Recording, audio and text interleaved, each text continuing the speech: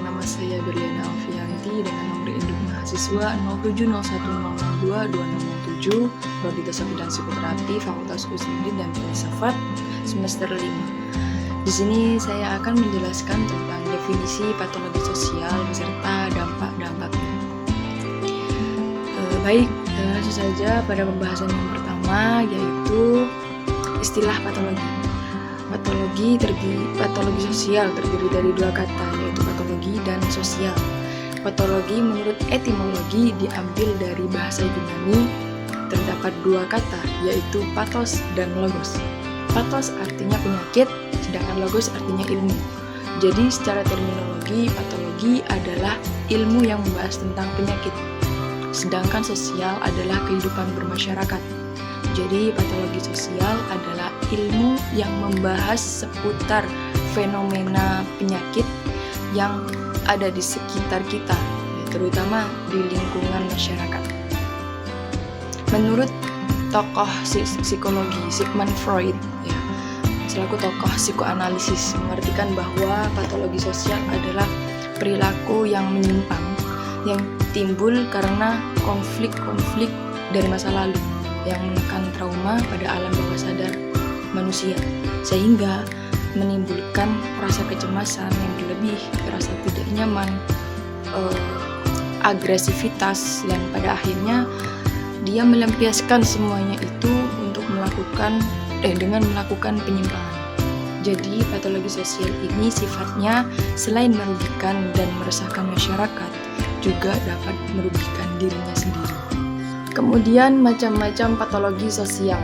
Yang pertama, kriminalitas. Kriminalitas adalah tindakan kejahatan yang melanggar norma sosial dilakukan suatu oknum atau komunitas serta dapat merugikan dan mengganggu keselamatan masyarakat, baik secara ekonomis, politis maupun sosial. Adapun bentuk-bentuk kriminalitas terdiri dari 3 di antaranya. Yang pertama adalah kejahatan konvensional. Contohnya itu seperti bentuk pencurian, pembunuhan, perampokan, dan kekerasan fisik. Yang kedua adalah kejahatan terorganisir, seperti bentuknya itu seperti perdagangan narkoba, kemudian perdagangan manusia. Maksudnya perdagangan manusia ini seperti prostitusi, untuk kepuasan seksual. Kemudian terus sindikat kejahatan, kelompok kejahatan atau seperti geng-gengan. Jenis kejahatan yang ketiga adalah kejahatan cyber yang berhubungan dengan teknologi, seperti peretasan, terus judi online, terus cyberbullying, penipuan online, dan lain-lain. Kemudian yang ketiga adalah penyalahgunaan narkoba. Seperti yang sudah banyak orang ketahui, siapapun yang menghisap, mengkonsumsi, mengedarkan, menghirup tingkat obat-obatan terlarang tersebut termasuk dalam bentuk kejahatan. Karena dengan mengkonsumsinya saja dapat mengakibatkan kecanduan sehingga menyebabkan kerusakan fisik, mental, serta sosial. Yang keempat adalah kemiskinan. Kemiskinan menjadi suatu problem lingkup sosial karena rasa kebencian dirinya terhadap keadaannya. Diukur dari harta benda kepemilikannya yang tidak mumpuni tersebut untuk memenuhi kebutuhan taraf kehidupannya. Itu kemiskinan. Kemudian yang kelima adalah pengangguran. Patologi ini tergolong dalam masalah ekonomi dan sosial. Kemudian yang keenam adalah korupsi, dilakukan oleh seseorang yang berwenang, memiliki kekuasaan yang lebih tinggi untuk mengeruk keuntungan yang lebih banyak dan lebih besar. Dan tentunya hal tersebut sangat membuat tidak nyaman dan menyulut kemarahan, emosi yang besar terhadap masyarakat. Jenis patologi sosial yang terakhir adalah alkoholisme atau pemabuk. Ini adalah sebutan untuk orang yang suka meminum minuman keras.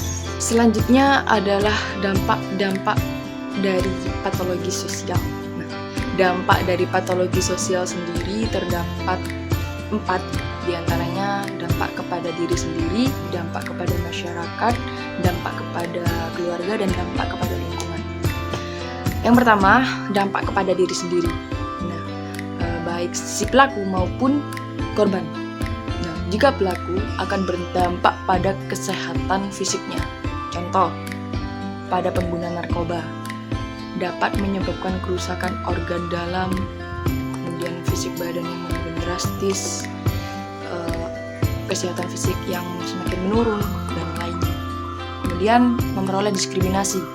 Pelaku akan memperoleh perilaku diskriminasi sosial, seperti ketika sang pelaku ini adalah seorang mantan napi, kemudian mencari pekerjaan.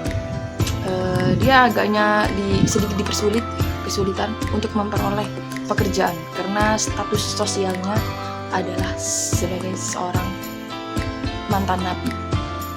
Sedangkan dampak kepada korban adalah pada kesehatan mentalnya. Contoh, korban bullying akan memperoleh rasa trauma karena perilaku tersebut.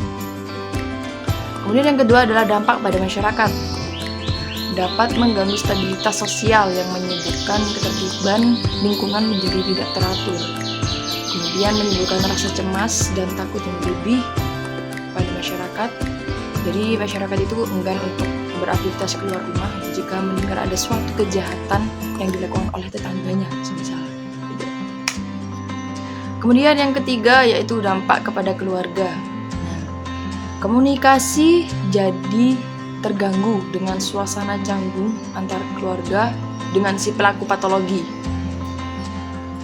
serta mencemarkan nama baik keluarga.